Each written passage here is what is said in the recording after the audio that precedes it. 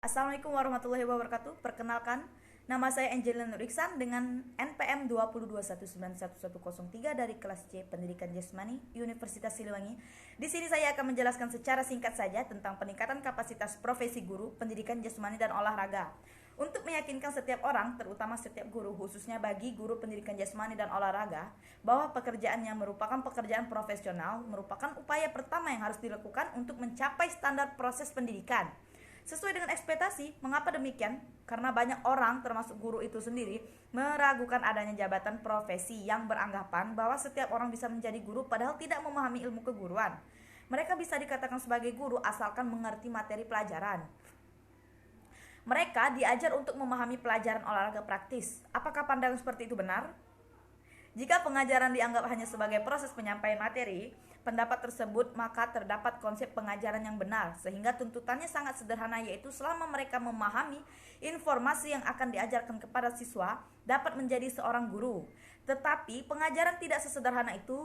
Mengajar tidak hanya sekedar menyampaikan materi pelajaran, tetapi merupakan proses merubah tingkah laku siswa sesuai dengan tujuan yang diharapkan.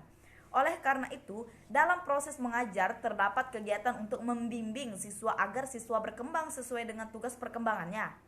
Melatih keterampilan baik keterampilan intelektual maupun motorik, sehingga siswa dapat dan berani hidup dalam masyarakat yang cepat berubah dan penuh persaingan, memotivasi siswa agar dapat memecahkan berbagai permasalahan kehidupan dalam masyarakat yang penuh tantangan dan hambatan untuk membentuk siswa yang memiliki kemampuan inovatif dan kreatif dan sebagainya. Oleh karena itu, seorang guru perlu memiliki kemampuan merancang dan melaksanakan berbagai strategi pembelajaran yang dianggap sesuai dengan minat dan bakat serta sesuai dengan tingkat perkembangan siswa, termasuk memanfaatkan sebagai sumber dan media pembelajaran untuk menjamin efektivitas pembelajaran. Guru sebagai jabatan profesional, maka seorang guru perlu memiliki kemampuan khusus yang tidak dapat dimiliki seseorang yang bukan guru. Oleh karena itu, guru merupakan pekerjaan yang profesional yang membutuhkan kemampuan khusus sebagai hasil dari proses pendidikan yang dilakukan oleh lembaga pendidikan guru untuk menjamin bahwa guru merupakan pekerjaan profesional. Sebagaimana dinyatakan oleh Wina Sanjaya, bahwa syarat atau ciri utama pekerjaan profesional adalah sebagai berikut. Pekerjaan profesional yang pertama didukung oleh pengetahuan mendalam tertentu yang hanya mungkin diperoleh dari lembaga pendidikan yang sesuai sehingga kinerjanya berdasarkan ilmu yang dimilikinya yang dapat dipertanggungjawabkan secara ilmiah. Jenis profesi sehingga antara satu profesi dengan profesi lainnya dapat dipisahkan dengan tegas. Tingkat kemampuan dan keahlian dari suatu proses didasarkan pada latar belakang pendidikan yang dialaminya, yang diakui oleh masyarakat sehingga semakin tinggi latar belakang pendidikan akademik yang sesuai dengan profesinya, maka semakin tinggi pula tingkat keahliannya sehingga semakin tinggi pula jenjangnya. Apresiasi yang namanya profesi keempat, suatu profesi selain dibutuhkan masyarakat juga berdampak pada sosial kemasyarakatan sehingga masyarakat memiliki kepekaan yang sangat tinggi terhadap setiap efek yang ditimbulkannya dari pekerjaan profesinya itu. Selanjutnya, mengajar sebagai pekerjaan profesional adalah mengajar sebagai pekerjaan profesional. Mari kita tinjau karakteristik dan karakteristik proses mengajar sebagai tugas utama dari profesi guru. Ajaran pertama, tidak hanya menyampaikan materi pelajaran, tetapi merupakan pekerjaan yang memiliki tujuan dan kompleks.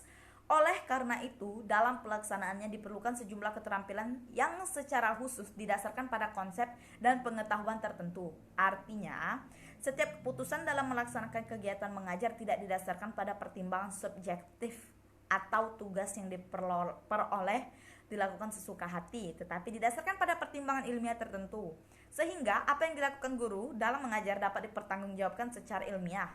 Oleh karena itu, untuk menjadi seorang guru yang profesional diperlukan latar belakang yang sesuai, yaitu latar belakang pendidikan bagi guru kedua, serta tugas seorang dokter yang bertugas menyembuhkan penyakit pasien. Tugas seorang guru juga mempunyai ruang lingkup yang jelas.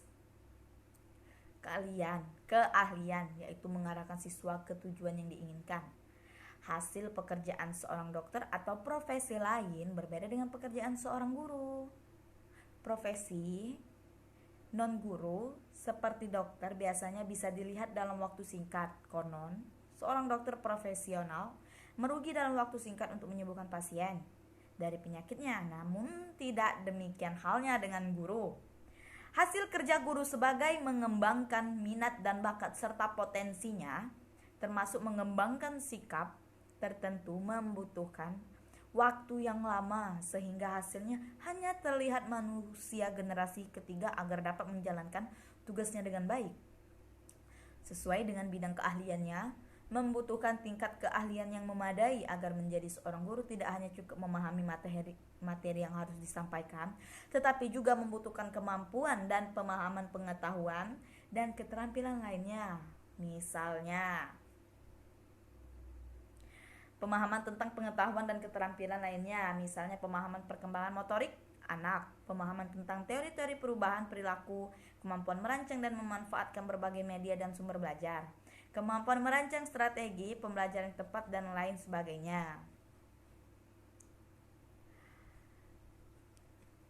Yang keempat, guru adalah mempersiapkan generasi manusia yang dapat hidup dan berperan aktif dalam masyarakat. Oleh karena itu, pekerjaan guru tidak mungkin terlepas dari kehidupan sosial. Artinya apa? Yang dilakukan guru akan berdampak pada kehidupan masyarakat. Sebaliknya, semakin tinggi profesionalisme seseorang, misalnya tingkat kegunaan seseorang, maka semakin tinggi apresiasi yang diberikan oleh masyarakat.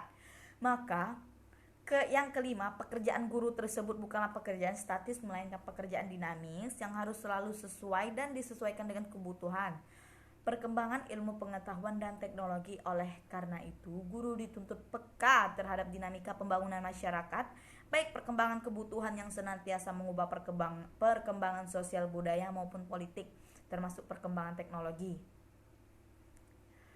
Guru sebagai sumber belajar dan fasilitator pertama. Guru sebagai sumber belajar dan peran guru sebagai sumber belajar adalah peran yang sangat penting. Peran sebagai guru sebagai sumber belajar sangat erat kaitannya dengan penguasaan materi pelajaran. Kami dapat menilai baik tidaknya seorang guru atau tidak hanya dari penguasaan materi saja. Dikatakan sebagai guru yang baik apabila ia mampu mengatasi materi dengan baik, sehingga ia benar-benar berperan sebagai sumber belajar bagi siswanya. Apapun yang diminta oleh siswanya tentang materi pelajaran yang dia ajarkan, ia akan mampu menjawab dengan penuh keyakinan. Sebaliknya, dikatakan gurunya kurang baik apabila ia tidak memahami materi yang ia ajarkan. Ketidakpahaman materi pelajaran biasanya ditunjukkan oleh perilaku tertentu, misalnya teknik penyampaian materi pelajaran yaitu menonton. Ia lebih sering duduk di kursi sambil membaca suara-suara lemah, tidak berani melakukan kontak mata dengan siswa, miskin dengan ilustrasi dan hal sebagainya. Tingkah laku guru yang dapat menimbulkan kerugian yang menyebabkan hilangnya kepercayaan pada diri siswa, sehingga guru sulit untuk mengendalikan kelas. Sebagai sumber belajar dalam proses pembelajaran, guru harus melakukan hal-hal sebagai berikut. Pertama, guru harus memiliki lebih banyak materi referensi daripada siswa. Hal ini untuk memastikan guru memiliki pemahaman yang lebih baik tentang materi yang akan dipelajari bersama siswa. Dalam perkembangan teknologi informasi yang sangat pesat, siswa lebih pintar dari guru dalam hal penguasaan informasi.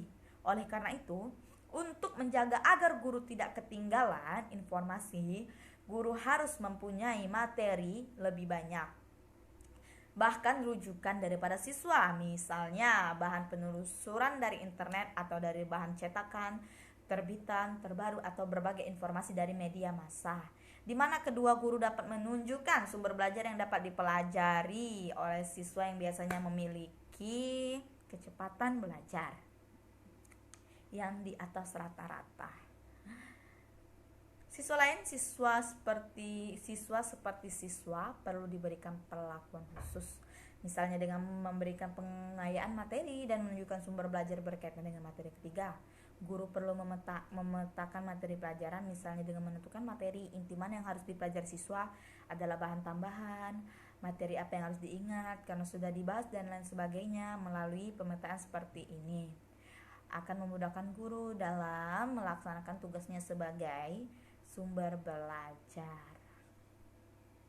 Sekian, itu saja yang dapat saya sampaikan. Apabila ada kesalahan kata, mohon dimaafkan. Saya akhiri. Wassalamualaikum warahmatullahi wabarakatuh.